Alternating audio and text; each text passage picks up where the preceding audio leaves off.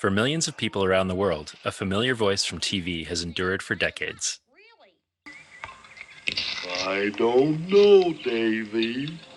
The voice belonged to young Davey Hansen's talking dog, Goliath, in the animated series Davey and Goliath. The program, conceptualized by the United Lutheran Church in America, or ULCA, premiered 60 years ago. In 1958, the ULCA designated some of its budget to fund the production of an original TV program. The church contracted with Art and Ruth Clokey, who had already had success with the creation of the iconic character Gumby, to develop a children's show. An active ULCA member and a pastor's daughter, Ruth began her career producing religious programs for the Lutheran Church. She met Art at Hartford Seminary in Connecticut, where they both attended and were interested in creating faith-based films.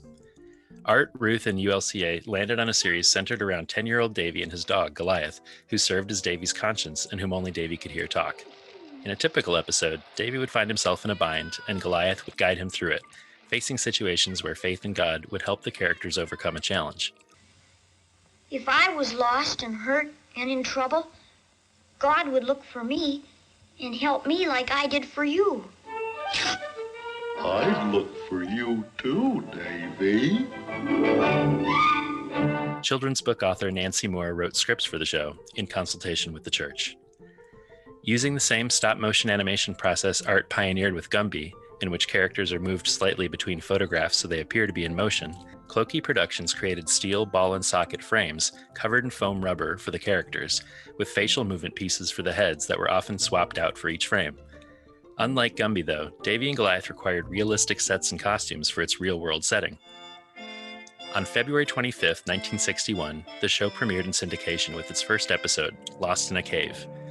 During the 60s and 70s, 66 episodes and 6 30-minute holiday specials would air. Good boy. A study by the American Research Bureau concluded that the show was seen by 5.1 million people a week on commercial TV, more than twice the number of people who watch most hit network TV shows each week today.